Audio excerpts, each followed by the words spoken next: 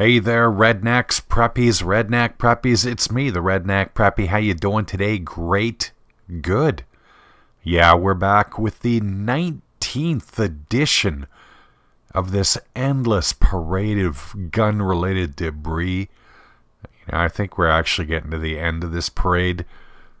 There's only so much abuse I can take, and perhaps we've exhausted the myriad ways that Bubba can employ some JB Weld and a Dremel.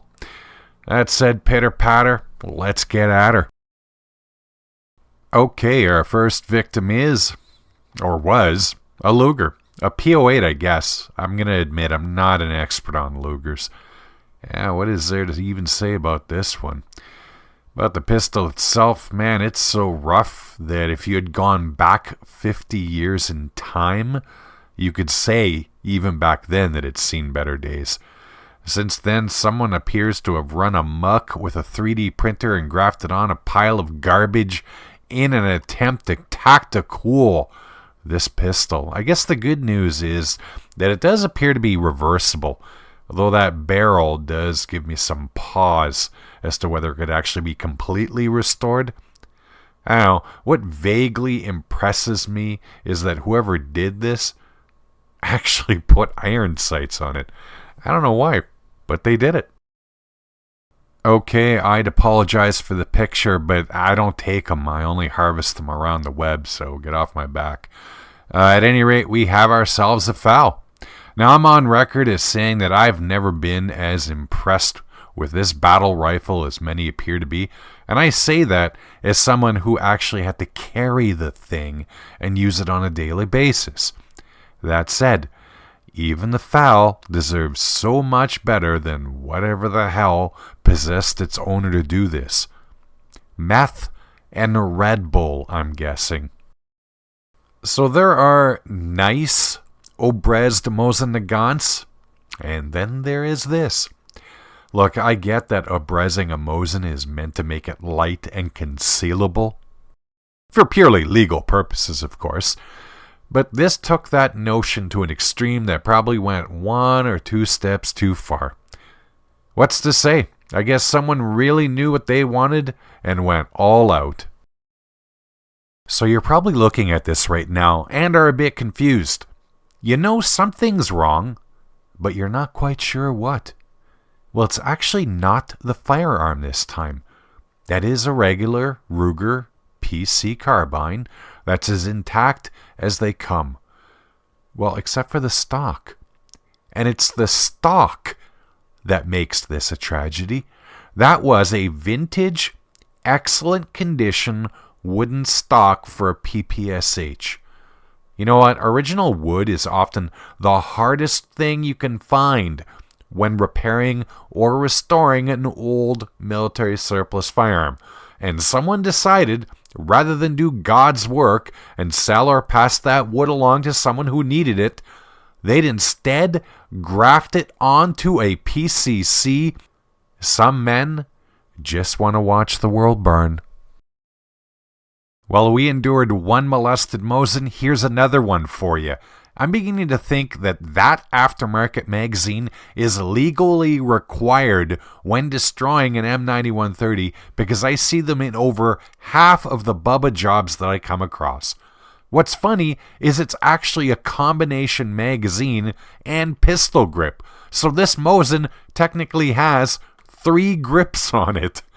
That's so stupid I almost ignored the buttstock, the M16 carry handle and forward sight, and a bolt handle that looks, well, adult.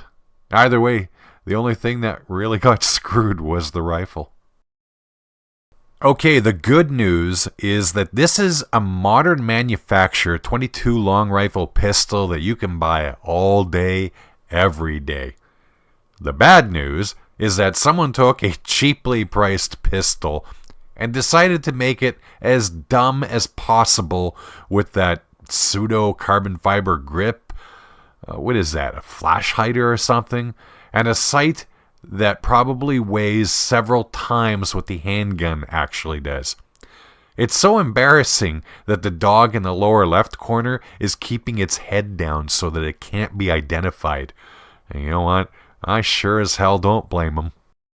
Half Thompson, half AR-9, fully awful. What is it with people putting M16 carry handles and sights on their builds? You know, maybe I didn't notice it before, but it certainly seems a thing lately. Anyway, there isn't much more I can say about this. It looks like someone thought the idea of a pistol caliber carbine was worth pursuing, but not enough to actually do a decent job at it. Well, I mean decent for a Bubba. Ha! If you think I'm done parading Mosin the Gaunt's in front of you, think again. How about a Tacticulo Brez for you? Hand grader, 4-stock grip, cheap red dot sight, one of those old school pistol grips that I actually like, and a buttstock that makes cheap buttstocks look like high-end Magpuls. Like I said before, man, I get the idea behind old Brez, but this one undoes the point of doing it in the first place. Sweet merciful Jesus, I don't know what the hell was being attempted here.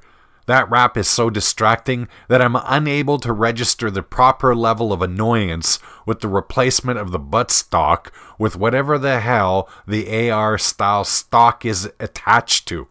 But that rap, I don't understand it. I want to find out so that I can study it and try and figure out what it would camouflage you against. Well, I guess against good taste. Is this a Bubba tragedy? I'm not sure. It's actually an air pistol, so I suppose the crime is lessened, but it's an air pistol that was manufactured by a Polish company called Luxnik back in the early 1970s. Now, I'm not an expert on the company. They seem to be owned by Radom these days, but I can't imagine that Polish air pistols fall out of the sky on a regular basis anywhere in the world, let alone on this side of the pond. Anyway, I guess someone wanted to ruin it with that quality scope and whatever the hell is attached to the barrel.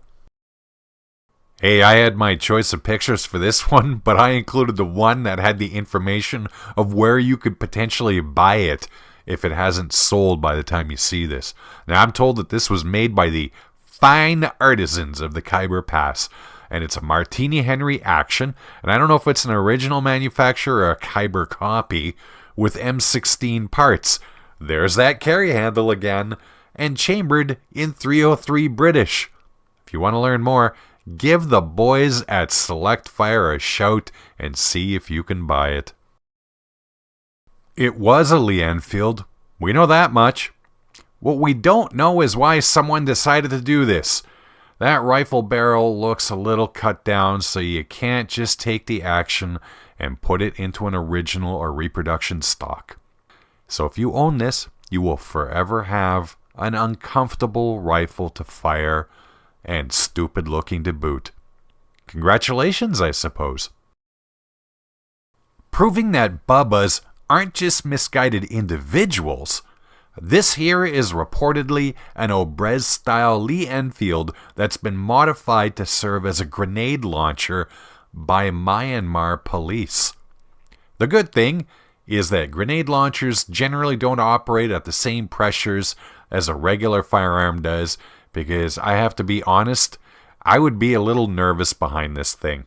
And honestly, Myanmar can't afford to buy some grenade launchers for their cops? Insert standard joke about the FN PS90 we have at home. I think I made that joke already, so I don't know, I can't really do it again. Wow, this is so busy that my brain actually stalled trying to figure out what this began life as. I initially thought it was an AR, but I'm not entirely convinced since I don't see a charging handle. Either way, this is just awful when you consider how much money must have been pumped into this and how much crap has been attached to it that doesn't really serve much of a purpose outside of increasing both the weight and the ugliness. If you want a PS90 so bad, just buy one.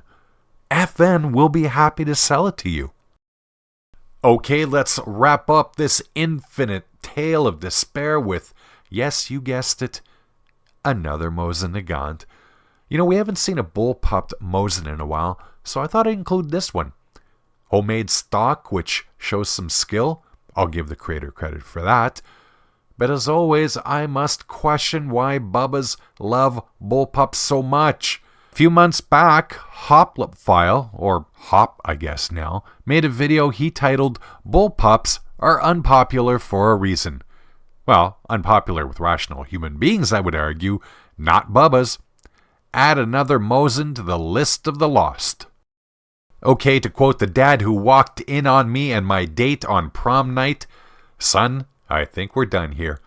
Now, I don't know about you, but I think I've reached my quota for beautiful things turned ugly.